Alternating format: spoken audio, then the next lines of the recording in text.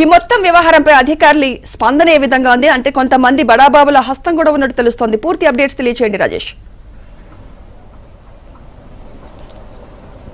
Good afternoon. మొత్తానికి మనం ఎగ్జాక్ట్లీగా వట్టినాగులపల్లిలో ఉన్నటువంటి సర్వే నెంబర్ 181 నుంచి 189 వరకు కూడా ఇక్కడే ఉంది. చూస్తున్నటువంటి విజువల్స్లో మన కెమెరామెన్ అజయ్ చూపించేటువంటి ప్రయత్నం చేస్తున్నారు. రాష్ట్ర వ్యాప్తంగా ఉన్నటువంటి అసైన్డ్ భూములు, వక్ భూములు, అదేవిధంగా భూదాన భూములపైన గత 10 ఏళ్ల బీఆర్ఎస్ ప్రభుత్వ పాలనలో జరిగినటువంటి అన్యాక్రాంతం మరెక్కడా జరగలేదన్నటువంటి విమర్శలు అయితే వినిపిస్తూ ఉన్నాయి.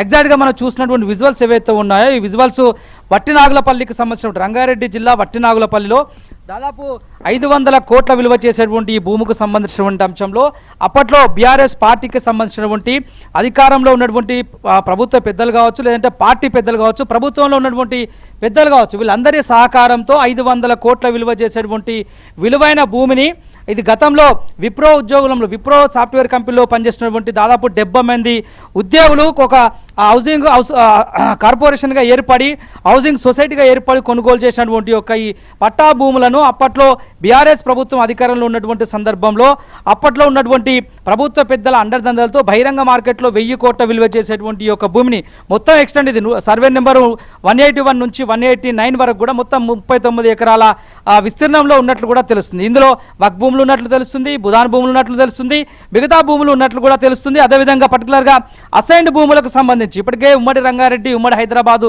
జిల్లాలో కేవలం 40,000 ఎకరాల్లో భూదాల భూములు ఉన్నట్లు ప్రైవేట్ రికార్డ్స్ అదేవిధంగా ఇతరత్ర ఎన్జిఓ చెప్తున్నటువంటి పరిస్థితి కనిపిస్తోంది. ఇటువంటి విలువైనటువంటి భూముల్లో పర్టికులర్గా ఈ వట్టినాగులపల్లి సర్వే నెంబర్ 181 నుంచి 189 సర్వే నెంబర్ వరకు ఉన్నటువంటి ఈ 39 ఎకరాల విస్తీర్ణంలో ఉన్నటువంటి భూమిలో 8 ఎకరాలకు పైచీలకు విప్రోలో పనిచేసినటువంటి కొంతమంది సాఫ్ట్వేర్ ఎంప్లాయీస్ 2012లో దీన్ని కొనుగోలు చేసినట్లు తెలుస్తుంది. అయితే దీనిపైన వాళ్ళు రిజిస్ట్రేషన్ చేయించుకున్నారు, ముందుకెళ్లారు. కానీ ధరణి వచ్చిన తర్వాత ఈ పట్టా భూములన్నింటినీ కూడా భూదాన భూములుగా కన్వర్ట్ చేసి ఎవరైతే కొనుగోలు చేసినటువంటి సాఫ్ట్వేర్ ఉద్యోగులు ఉన్నారో ఈ భూమి వారికి వర్తించదంటూ ప్రభుత్వ పెద్దల అండదండలతో దీన్ని ప్రైవేట్ పట్టా భూమిని భూదాన భూమిగా కన్వర్ట్ చేసి కొనుగోలు చేసినటువంటి సదరు వ్యక్తులందరినీ కూడా ఇబ్బందులకు గురి చేసే విధంగా నిర్ణయం తీసుకున్నట్లు దీనికి టీఆర్ఎస్ పార్టీలో ఉన్నటువంటి ప్రభుత్వ పెద్దల అండదండలు ఉన్నట్లు కూడా విమర్శ అయితే వినిపిస్తా ఉన్నాయి. ఇప్పటికే ఇటు ధరణి ద్వారా దాదాపు 60 లక్షల మంది రైతాంగం ఇబ్బంది పడుతున్నారు. చాలా చోట్ల ఆ పట్టా భూములను నిషేధిత జాబిలోకి చేర్చారు. నిషేధిత జాబితాలో ఉన్నటువంటి భూములను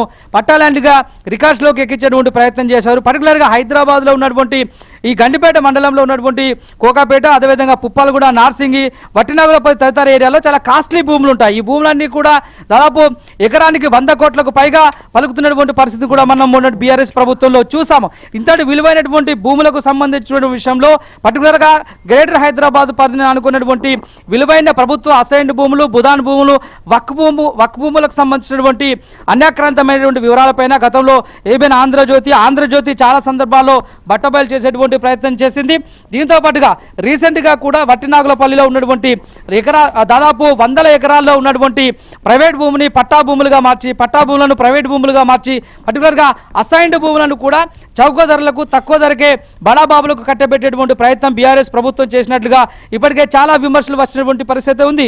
మనం చూసాము కోకాపేటలో ఎకరం 100 కోట్లకు పైగా ఈవేల ద్వారా హెచ్ఎండిఏ ద్వారా అమ్మకాలు చేసినటువంటి బీఆర్ఎస్ పార్టీ తద్వారా వచ్చినటువంటి ఆదాయాన్ని అంతా కూడా ఇతర వెల్ఫేర్ స్కీమ్లకు డైవర్ట్ చేసింది.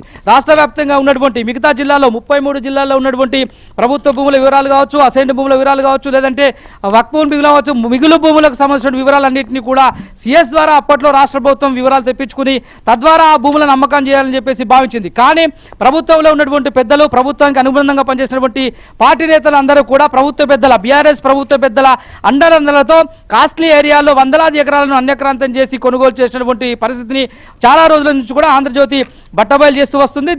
ఇదే అంశాన్ని కొనసాగిస్తూ వట్టినాగులపల్లిలో ఉన్నటువంటి సర్వే నెంబర్ 181 నుంచి 189 వరకు కూడా 39 ఎకరాల్లో ఉన్నటువంటి యొక్క ల్యాండ్లో చాలా మంది ప్రైవేట్ వ్యక్తులు తమ భవిష్యత్ తరాలను దృష్టిలో ఉంచుకొని కొనుగోలు చేశారు.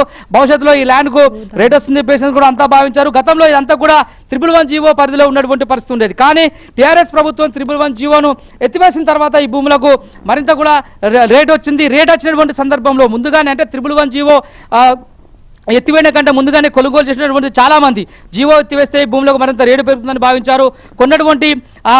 కొన్నదానికి రెట్టింపు ఆదాయం వస్తుందని చెప్పేసి కూడా అంతా కూడా భావించారు. మనం చూడొచ్చు వట్టినాగులపల్లిలో ఉన్నటువంటి సర్వే నెంబర్లో ఇప్పటికే బహుళంతస్తుల భవనాలన్నీ కూడా వెలిసినటువంటి దృశ్యాలు కూడా మనం చూడొచ్చు.